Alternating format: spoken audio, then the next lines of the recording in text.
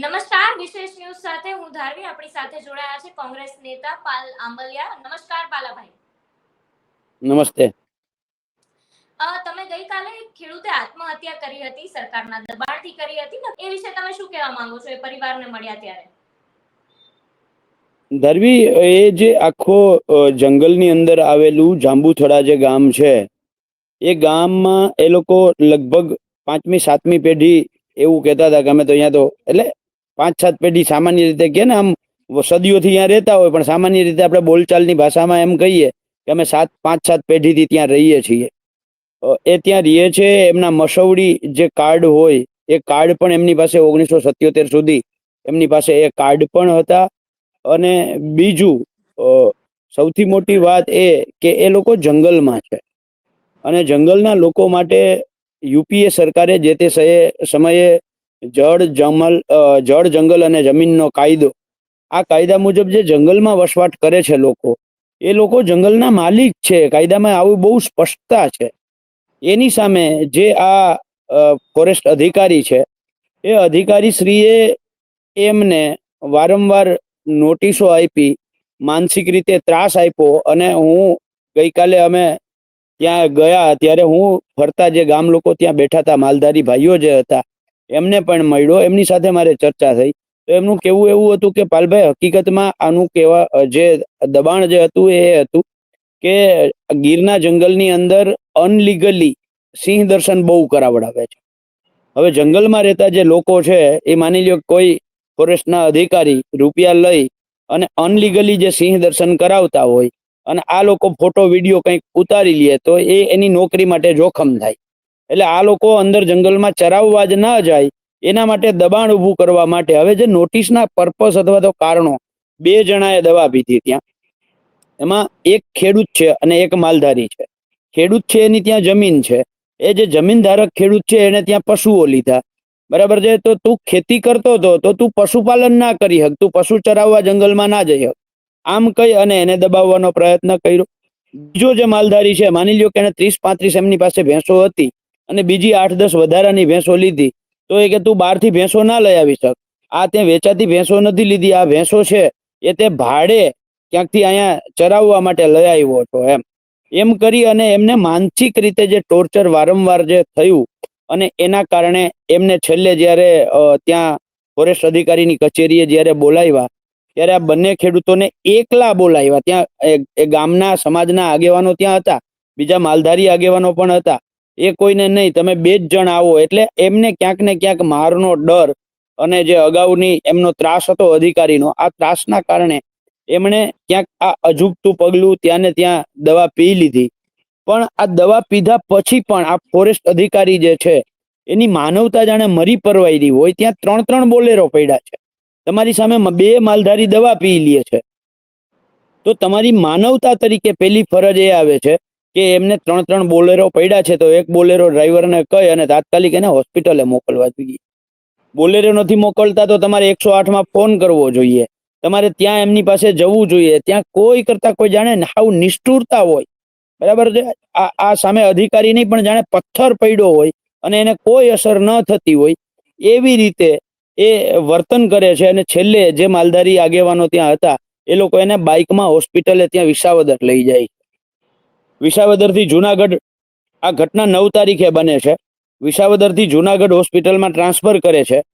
ત્યાં એમનું મામલતદાર પોતે ડીડી, જે શું કહેવાય, મરતા પહેલાનું જે પોતાનો મંતવ્ય કહેવાય ડીડી, બરાબર છે, આ ડીડી આપે છે. ડીડીની અંદર એ બધી જ સ્પષ્ટતા સાથે એ લખે છે એવું ત્યાં જે લોકો હતા એમનું કહેવું હતું. એમાંથી એક ખેડૂત જે છે એ સાજો થઈ જાય છે અને જે માલધારી હતો એ 16 તારીખે સાંજે 6 વાગે એમનું દુઃખદ અવસાન થાય છે. ત્યાર પછી બધા જ માલધારી સમાજે, આમાં સૌથી મોટી વાત એ આવી છે કે આ બંને ખેડૂત અને માલધારી બંને મુસ્લિમ છે, પણ તેમ છતાંય ગીરના માલધારીઓમાં જે અભણ છે પણ એની અંદર માનવતા છે. એમણે પોતાનો સમુદાય એટલે માલધારી સમુદાયની વાત આવી, માલધારી વર્ગની વાત આવી એટલે એણે હિન્દુ મુસલમાન નથી કર્યું. એણે બધા જ એકી સાથે એક થઈ અને નાગરિક તરીકે ત્યાં સામે જઈને ઉભા રહ્યા અને સત્તાને સવાલ પૂછ્યો કે આ, અને દુઃખદ વાત એ છે કે આ બંને જે દવા પીનાર છે એ બંને ઉપર પોલીસ ફરિયાદ દાખલ થઈ ગઈ, પણ જે એક્સપાયર થઈ ગયો અને જેના ટોર્ચરના કારણે, જેનું મેન્ટલી હેરેસમેન્ટના કારણે એને આ કૃત્ય કરવું પડ્યું, આ પગલું ભરવું પડ્યું, એ અધિકારી સામે પોલીસ ફરિયાદ ના થઈ. એટલે આ બધા જ માલધારીઓએ સાથે મળીને નિર્ણય કર્યો કે જ્યાં સુધી આ ફોરેસ્ટ અધિકારી છે એની સામે એક્શન લેવામાં નહીં આવે, એમની સામે FIR દાખલ નહીં થાય, ત્યાં સુધી અમે અહીંયાથી આ લાશ સ્વીકારવાના નથી, આ મૃત્યુદેહ સ્વીકારવાના નથી. પરમ દિવસે સાંજે 6 વાગ્યાથી એ લોકો બેઠા. ગઈકાલે અમે લાલજીભાઈ ને લલિતભાઈ ને વિમલભાઈ ચુડાસમા ને અમે બધા, અમિતભાઈ ને અમે બધા ગયા ત્યાં, એમની સાથે બેઠા, એમની હારે ચર્ચા કરી, એમનું દુઃખ જેટલું વહેંચી શકાય, કારણ કે જેના પરિવારે જેણે સ્વજન ખોયું છે એ આપણે એમાં જેટલું હળવું કરી શકીએ એટલું કરી શકીએ, અને હારે હારે હિંમત પણ આપી કે આ લડાઈમાં અમે તમારી સાથે જ. ત્યાર પછી વિમલભાઈએ અહીંયા જુનાગઢ SP ને IG ને બંનેને ફોન કર્યા, સાંજે 6 વાગે એનો સમય લીધો, એમને મળવા ગયા. ત્યારે IG સાહેબને પણ અમે કહ્યું કે જે નવું IPC ની જગ્યાએ જે નવો કાયદો આવ્યો છે એ કાયદા મુજબ જેમાં 7 સામે સરકારી અધિકારી સામે ફરિયાદ હોય અને 7 વર્ષથી ઓછી સજા થઈ શકે એમ હોય તો તમને 7 દિવસ તપાસ કરવાના મળે છે, પણ આમાં તો 10 વર્ષથી વધારે સજાને પાત્ર છે ગુનો, તો આમાં તમારે ફરજિયાત FIR લેવી પડે. પણ ત્યારે એણે એવું કહ્યું કે અમે સવાર સુધીમાં તમને જવાબ આપીએ છીએ. ત્યાર પછી અહીંયા ફોરેસ્ટ ઓફિસરો આમ તો લોકોને સમજાવવા પણ ઇનડાયરેક્ટ ધમકાવવા આવ્યા હતા કે તમારે જંગલમાં રહેવું છે ને આ જ ભાષામાં, બરાબર છે. પણ મહત્વની વાત એ છે કે અમે ગયા પછી એની ભાષા બદલાઈ. ત્યાર પછી એમની સાથે અમે પણ ચર્ચા કરી અને મોડી રાત્રે 2 વાગે PSI ત્યાંથી વિસાવદરથી આવે અને મને ખબર છે ત્યાં સુધી રાત્રે 4 વાગે આ FIR લેવી પડી છે. આમાં સૌથી મોટી વાત એ છે કે લડાઈ જે લોકો કરે, મક્કમતાથી કરે, જ્ઞાતિ જાતિ વર્ગ ધર્મ પક્ષ બધું જ બાજુએ મૂકી અને પોતાના સમુદાય માટે એકતા સાથે જ્યારે લડાઈ કરે તો તંત્રએ ઝૂકવું પડે છે. અને બીજી દુઃખદ બાબત એ છે કે ગુજરાતની, જે ગુજરાત મોડેલની આપણે વાત કરીએ છીએ, આ મારા ગુજરાતનું મોડેલ આવું પાંગળું હોય કે જંગલમાં રહેતો માલધારી દવા પીવા માટે પહેલા તો મજબૂર થાય, મજબૂર થયા પછી એમને કોઈ હોસ્પિટલે અધિકારીઓ ન લઈ જાય, એ મૃત્યુદેહ પોતાનો ત્યાગી દે, અને તેમ છતાંય આ નિષ્ઠુર તંત્ર છે એ અધિકારીઓ સામે FIR પણ દાખલ ના કરે.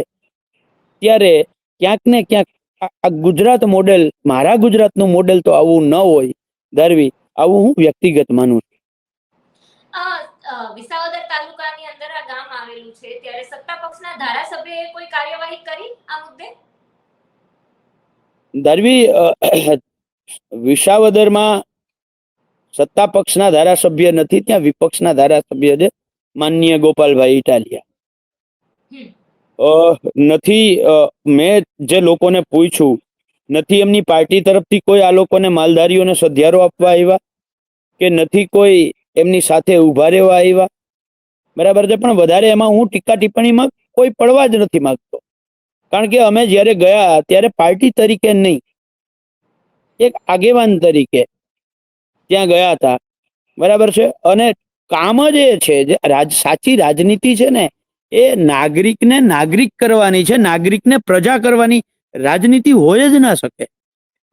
અત્યારે એને રાજકારણ કહેવાય, તમે નાગરિકને પ્રજા કરો ને એને રાજકારણ કહેવાય, એને રાજનીતિ ના કહેવાય. આ રાજનીતિ અને રાજકારણ વચ્ચેનો સૌથી મોટો ફરક છે, બરાબર છે. જ્યારે નાગરિક હોય તો નાગરિક તરીકે અંદરથી પીડા થવી જોઈએ કે મારા એક નાગરિકને તકલીફ છે તો મારે, હું ભલે આગેવાન છું, ભલે હું પક્ષમાં છું, મારે બધું જ મૂકી અને નાગરિકની સાથે ઊભું રહેવું જોઈએ. આ નાગરિક ધર્મ છે, આ માનવતા ધર્મ છે, અને આ જ સાચી રાજનીતિ છે. એટલે એ આવ્યા, એ નથી આવ્યા, બરાબર છે. શું કામ નથી આવ્યા, શું કામ ના આવ્યા, એને આવવું જોઈએ ના આવવું જોઈએ એ એમના ઉપર. કદાચ આ ગરીબ માણસો છે, માલધારી છે, જંગલમાં રહીએ છે, બરાબર છે, એટલે ના આવ્યા હોય. મને ખબર નથી કે વિસાવદર વિધાનસભામાં મત વિસ્તાર આવે છે કે નથી આવતો. કારણ કે આ જે ગામો, જંગલના ગામો છે, એમાં અલગ અલગ એનું શું કહેવાય, તાલુકો બીજો આવે છે, એનું રેન્જ ફોરેસ્ટ બીજું આવે છે, એની પીએસઆઈ બીજી જગ્યાએ આવે છે, એના ધારાસભા સીટ છે એ બીજી આવે છે. એટલે મને જ્યાં સુધી ખબર જ ના હોય ત્યાં સુધી એમાં હું ટીકા ટિપ્પણીમાં પડવા માંગતો નથી. રાહુલ ગાંધી અઠવાડિયામાં બીજી વાર જુનાગઢ ખાતે આવી રહ્યા છે, ત્યારે જુનાગઢમાં ઘેડ વિસ્તાર જે છે જુનાગઢનો, એની સમસ્યાથી તમને તો બહુ સારી રીતે વાકેફ હશો, ત્યારે તમે રાહુલ ગાંધીને ઘેડ વિશે વાત કરી. જ્યારે પંજાબમાં પૂરગ્રસ્ત વિસ્તારોની મુલાકાતે રાહુલ ગાંધી પહોંચ્યા હતા, પરંતુ ગુજરાતમાં એ હવે બીજી વાર અઠવાડિયામાં જ આવી રહ્યા છે, ત્યારે તેમને પણ એકવાર ઘેડની મુલાકાત લેવી જોઈએ. તમે વાત કરી હતી ઘેડ મુદ્દે એમની સાથે? ધાર્મિક ઘેડનો જે પ્રશ્ન છે, આ પ્રશ્નની લડાઈ એના 125 ગામો, એ દ્વારકાનું ઘેડ હોય, પોરબંદરનું હોય કે જુનાગઢનું, આ બધા જ ગામોમાં પ્રવાસ કરી 29 જુલાઈ 2024 જુનાગઢ કલેક્ટરને, 15 સપ્ટેમ્બર 2024 રાણાવાવ કુતિયાણા પ્રાંત અધિકારીને, એવી જ રીતે દ્વારકા કલેક્ટરને પહેલા અમે આવેદનો આપ્યા છે. ત્યાર પછી આખા ઘેડને ભેગું કરી અને એક 25 ઓક્ટોબર 2024ના દિવસે ખેડૂત મહાપંચાયત કરી છે. અને ઘેડ માટે આ લડાઈના અંતે રાજ્ય સરકારે ઘૂંટણીએ પડવું પડ્યું છે. જે રાજ્ય સરકાર એમ કહેતી હતી કે ઘેડ તો રકાબી જેવો વિસ્તાર છે, આના પ્રશ્નનું કોઈ નિરાકરણ નથી, એ જ સરકાર આજે એમ કહે છે કે આના નિરાકરણ માટે અમે 1500 કરોડ રૂપિયા ફાળવ્યા છે. એટલે હવે લડાઈ જે ઘેડની છે, એ ઘેડની લડાઈ 1500 કરોડ રૂપિયા જે સરકારે ફાળવ્યા છે, એની પાઈ યોગ્ય જગ્યાએ વપરાય એની લડાઈ છે. ત્યાં હવે રાહુલ ગાંધીજીને ઘેડનું જ્યારે પરિણામ આવી ગયું છે, ઘેડ માટે સરકારે પૈસા ફાળવી દીધા છે, ત્યારે અને આના માટે અમારા માનનીય ત્યારના પ્રદેશ પ્રમુખ અને રાજ્યસભા સાંસદ શક્તિસિંહ ગોહિલે ત્યારે રાજ્યસભાની અંદર આ પ્રશ્ન પણ ઉઠાવેલો છે. એટલે ઘેડ માટે રાહુલ ગાંધીજીને ત્યાં કેવું, લઈ જવા, બરાબર છે, જે પ્રશ્નનું નિરાકરણ જ થઈ ગયું છે, બરાબર છે. અને એ 1500 કરોડ ઓછા પડશે તો હું ગેરંટી સાથે કહું છું કે ઘેડ માટે આજીવન, જ્યાં સુધી ઘેડનું નિરાકરણ ન આવે ત્યાં સુધી અમારી આખી ટીમની લડવાની તૈયારી છે. પણ બીજું એક તમારું ધ્યાન દોરું કે અહીંયા અમે જ્યારે જિલ્લાના અલગ અલગ જિલ્લાઓના તમામ જિલ્લા પ્રમુખો છીએ, ત્યારે જિલ્લા પ્રમુખોની અલગ અલગ 3 ટીમો કરી અને જુનાગઢ જિલ્લાના મુખ્ય 3 પ્રશ્નો જે છે, એ ઘેડનો પ્રશ્ન, એ લાલ પાણીનો પ્રશ્ન અને ઇકો સેન્સિટિવ ઝોનનો પ્રશ્ન, આ 3 પ્રશ્નોને લઈ અને અલગ અલગ વખત જગ્યાએ આ ઘેડના પ્રશ્ન જાણવા માટે અમારી આખી ટીમ ત્યાં ગઈ છે જિલ્લા પ્રમુખોની. અને દિલ્હીથી એઆઈસીસી માંથી જે લોકો આવ્યા છે, એ પણ દરેક ટીમની અંદર 2-3 જણા વેચાયા હતા. એવી જ રીતે લાલ પાણી માટે આખી ટીમ ગઈ છે, એવી જ રીતે ઇકો સેન્સિટિવ ઝોનને જાણવા ગઈ છે, સમજવા ગઈ છે. એનાથી આગળ હું તમને કહું, ત્યાર પછી 3 પ્રમુખોની ટીમ બનાવી અને અલગ અલગ સમસ્યાઓને લઈને અલગ અલગ ગામોની, લગભગ 35 થી 40 ગામોની અંદર આખી ટીમોને અભ્યાસ કરવા માટે, સમજવા માટે મોકલી છે. એટલે જે વાત છે એ ઓલરેડી અહીંયાથી છે દિલ્હી સુધી પહોંચી જ છે. અને ઓલરેડી રાજ્યસભાના સાંસદ શક્તિસિંહ ગોહિલે રાજ્યસભામાં આ પ્રશ્ન ઉઠાવ્યો જ છે. એટલે આ જે અમારી લડાઈ હતી, એ જમીન ઉપરની લડાઈ હતી, હારે હારે સંસદની પણ લડાઈ હતી. એટલે અમે સંસદમાં લડ્યા છીએ, પ્રશ્ન ઉઠાવ્યો છે, અને જમીન ઉપર લડ્યા છીએ, અને એટલે સરકારે 1500 કરોડ રૂપિયા ફાળવવા પડ્યા છે. બેન પાલભાઈ, બીજી વાત એ પણ કે ગોપાલ ઇટાલિયાની સભામાં પ્રકાશ જલુએ જે રીતે સવાલ કર્યા અને પછી એમના જે તમારી સાથેના લાલજી દેસાઈ સાથેના ફોટો વાયરલ થયા, એ ચર્ચામાં આવ્યા. અને ગઈકાલે તેમનો એક વિડિયો પણ વાયરલ થયો. એ વિડિયોમાં ફોન કોલ પર કોઈ સાથે વાત કરી રહ્યા છે અને સભાની પ્લાનિંગ કરતા હોય ને એવી રીતે પ્લાનિંગ સાથે સવાલ કરવો, એમની વિડિયો ક્લિપમાં દેખાય છે. ત્યારે આ તમારી સાથેના ફોટા અને આમ આદમી પાર્ટીનો તો એવો પણ આક્ષેપ છે કે કોંગ્રેસે જ મોકલ્યા છે. ત્યારે આ આક્ષેપો વિશે તમારું શું કહેવું છે? હું અને 2 પાર્ટમાં વેચું છું.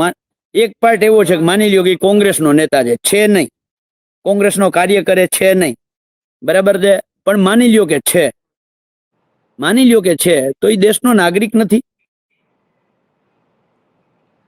એ દેશનો નાગરિક નથી. હવે દેશની જે પદ્ધતિ છે, એ એક ચૂંટાયેલો જનપ્રતિનિધિ અને એક નાગરિક. ચૂંટાયેલા જનપ્રતિનિધિને નાગરિક સવાલ ના પૂછી શકે? એ કોઈ પણ પક્ષમાં છે, ચલો એ કોઈ પણ પક્ષમાં છે, તો નાગરિક તરીકે સવાલ પૂછવો એ ગુનો છે? ના, તમારી સવાલ વાત જ્યારે સાચી છે, પણ જ્યારે આમ આદમી જ્યારે પાર્ટી તરફ જ્યારે ધારવી, જ્યારે નાગરિક સવાલ ન પૂછે ત્યારે નાગરિક નથી રહેતો, એ પ્રજા બની જાય. એ નાગરિક નથી રહેતો, એ પ્રજા બની જાય છે.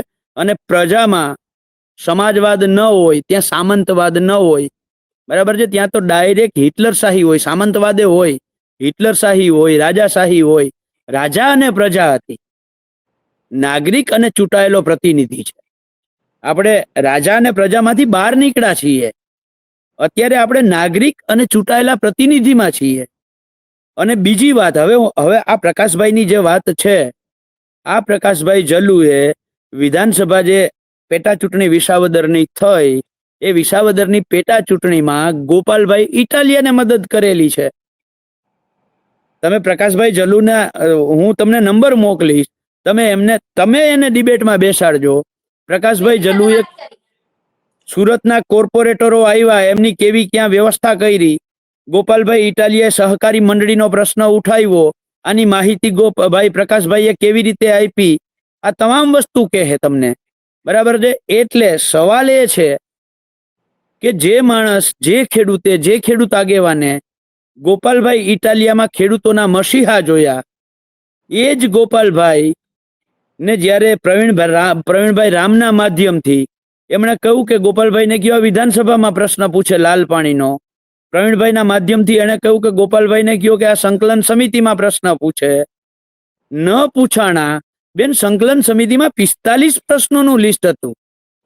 તો આ 45 પ્રશ્નોમાં આ લાલ પાણી વાળો પ્રશ્ન એને કઈ એવો મહત્વનો લાગ્યો જ નહીં. સવાલ તો આ પણ છે. તો પ્રકાશભાઈનો જ્યારે બાટલો ફાટ્યો, કે જેને મેં ચૂંટાવવામાં મદદ કરી, બરાબર છે, એ માણસ આજે અમારો જે પ્રાણ પ્રશ્ન છે એનો પ્રશ્ન સંકલન સમિતિમાં ના પૂછે, એનો વિધાનસભામાં પ્રશ્ન ન પૂછે, તો મારે જઈને એમને પૂછવું પડશે. ગોપાલભાઈ ખેડૂત આગેવાન છે, ભલે એ આર્થિક જેવી એની પરિસ્થિતિ હોય, મેલા ઘેલામાં જેમ રખડતો હોય એમ, પણ ખેડૂતો માટે પ્રવીણ રામ લડતો હોય તો પ્રવીણ રામ આરે એના ફોટા છે, રાજુ કરપડા આરે એના ફોટા છે, સાગર રબારી આરે એના ફોટા છે, બરાબર છે. એટલે જે માણસ ખેડૂતો માટે લડે છે એના ભેગો છે, એના ભેગો કાયમી હોય છે, બરાબર છે. એટલે પાલભાઈ, જ્યારે જી મેં એમની સાથે વાત કરી, ત્યારે એમને એવું કીધું કે આમ આદમી પાર્ટી ને બીજેપી એક છે, પણ કોંગ્રેસ વિશે એમને કંઈ બોલવાનું ટાળ્યું. એટલે હું એવું નથી કહેતી કે કોઈનામાં ખરાબી, કોઈનામાં સારું, પણ આપણે સત્તા પક્ષમાં જોઈએ કે ગમે એ પક્ષમાં જોઈએ, કંઈક સારું કંઈક ખરાબ નીકળી આવે છે. તો જ્યારે અમે એને કોંગ્રેસ વિશે પૂછ્યું, ત્યારે એમને કોંગ્રેસની બહુ તારીફ કરી અને તારીફો સાથે તમારું પણ નામ લીધું. એટલે એ વસ્તુથી વાંધો નથી, વાંધો એ છે કે એ કોંગ્રેસ વિશે બોલવાનું ટાળે છે, જ્યારે ભાજપને આમ આદમી પાર્ટીનો આવે છે તો એટલી જ આક્રમકતાથી જ બોલે છે. આટલા માટે કોંગ્રેસ પર સવાલો થાય છે. એટલા માટે બેન, કે ઘેડનો પ્રશ્ન 30 વર્ષથી હતો. મારું ગામ ઘેડ કરતા બહુ છેટું છે, બરાબર છે, પણ તેમ છતાંય કોઈ નથી ઉઠાવ્યું. અહીંયા આવીને હું લડ્યો છું, 1500 કરોડ મંજૂર કરાવ્યા છે. ઘેડમાં કોઈ પણ માણસને જઈને પૂછશો તો એ મારા વખાણ જ કરવાના છે. પાક વીમાની લડાઈ કોંગ્રેસ જ લડી છે, જમીન માપણીની લડાઈ કોંગ્રેસ જ લડી છે, લાલ પાણી માટે અમે સતત લડીએ છીએ, ઇકો સેન્સિટિવ ઝોનમાં અમે સળંગ લડ્યા જ છીએ, ક્યાંય નથી લડ્યા એવું તો છે જ નહીં. તો એ ખેડૂત માણસ છે, ખેડૂતો માટે લડે છે, તો સ્વાભાવિક છે કે અમે લડીએ છીએ તો અમારા વખાણ કરે છે. એને તમે પાર્ટીની હારે જ, હું હજી કહું છું, હું દાખલા તરીકે ઘેડનું ઉદાહરણ આપું. ઘેડના ગામે ગામ હું ગયો ધારવી બેન, તો ગામે ગામમાં મેં એમ કહ્યું કે આ આશીષ પીઠિયા છે, આ મહેશ કરંગિયા છે, બરાબર છે, આ બંને કોંગ્રેસના આગેવાન છે. આવતી તાલુકા પંચાયત, જિલ્લા પંચાયતની ચૂંટણીમાં બંને કોઈ ઉભા રહીએ અને હું પ્રચાર કરવા આવું કે ઘેડ માટે હું ખૂબ લડ્યો હતો, બરાબર છે, તોય તમે એને મત ના દેતા. તમને એવું લાગે કે નહીં આ બે માણસ સારા છે ને મારે દેવા જોઈએ, બરાબર છે, તો દેજો. આવું ઘેડના એક ગામમાં મેં કહ્યું છે, બરાબર છે. પોરબંદરમાં જ્યારે મેં ફર્યો ત્યારે રાજુભાઈ, પછી ભીમભાઈ, અર્જણભાઈ સોલંકી, રામભાઈ મારું, આ લોકો મારી સાથે હતા, ત્યારે એમના નામ જોગ મેં કહ્યું છે કે હું ભવિષ્યમાં આ લોકો કોઈ ચૂંટણી લડે અને જો હું અહીંયા પ્રચાર કરવા આવું અને એમ કહું કે રામભાઈને તમે મત દેજો કે ભીમભાઈને મત દેજો, ઘેડ માટે લડ્યા છીએ અમે, બરાબર છે, તો તમને હારા લાગતા હોય ને તો મત દેજો. બેન, આ હિંમત જોઈએ. પાર્ટીના પ્રદેશના કિસાન સેલના ચેરમેન હોવા છતાં તમારી જ પાર્ટીના આગેવાનો સાથે હોય અને તમે એને એમ કહો કે હું અત્યારે એમ કહું છું કે મત તમને ઈચ્છા થાય તો દેજો, નહીતર ના દેતા. આ એટલા માટે અમે કહી શકીએ છીએ કે અમારે ઘેડમાં રાજકારણ નહોતું કરવું, અમારે ઘેડના પ્રાણ પ્રશ્નોનો નિકાલ જોતો હતો.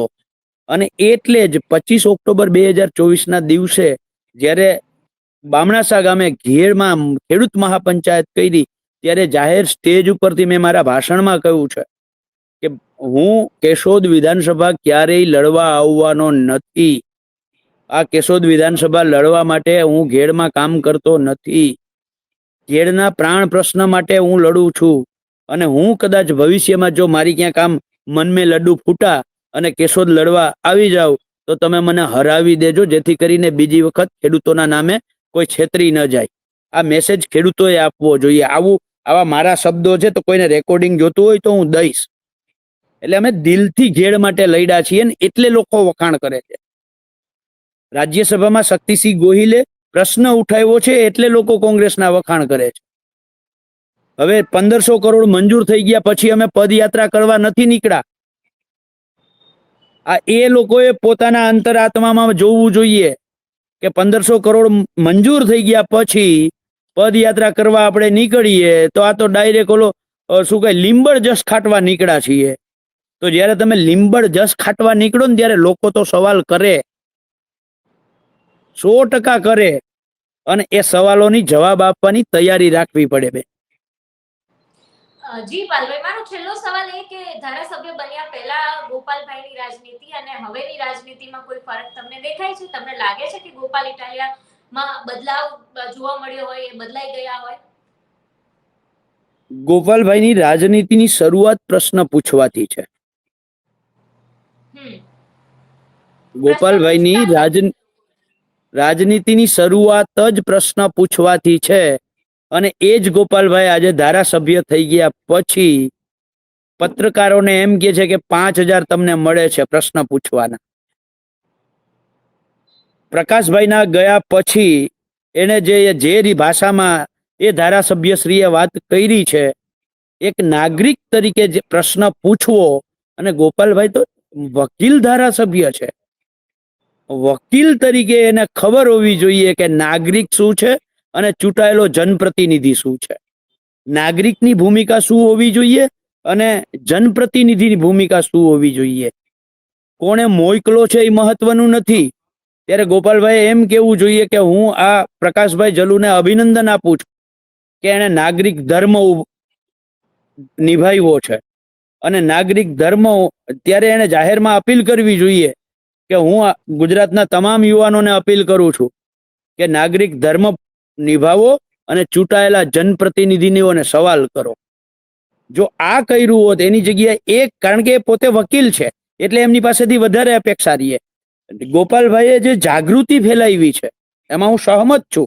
ધારાસભ્ય થયા પહેલા એને જે જાગૃતિ ફેલાવી છે, બરાબર છે, એના કારણે લોકો જાગૃત થયા છે. અમે સતત હું સાગરભાઈ હોય, રાજુભાઈ હોય, ગિરધરભાઈ વાઘેલા હોય, અમે કાયમી આ કરીએ છીએ, લોકોને જાગૃત કરવાનું કામ કરીએ છીએ, બરાબર છે. પણ જ્યારે જાગૃત કરવાનું કામ થાય, લોકો જાગૃત થાય અને લોકો જ્યારે તમને સવાલ પૂછે ત્યારે તમે પાર્ટીની નજરથી જ્યારે તમે જોવ છો ત્યારે ક્યાંક ને ક્યાંક પહેલાના ગોપાલભાઈ અને પછીના ગોપાલભાઈમાં અંતર તો છે. સાચી વાત તમારી. આભાર અમારી સાથે જોડાવા બદલ. તમારું શું કહેવું છે આ મુદ્દે અમને કમેન્ટ કરીને ચોક્કસથી જણાવજો. જોડાયેલા રહો વિશેષ ન્યૂઝ સાથે.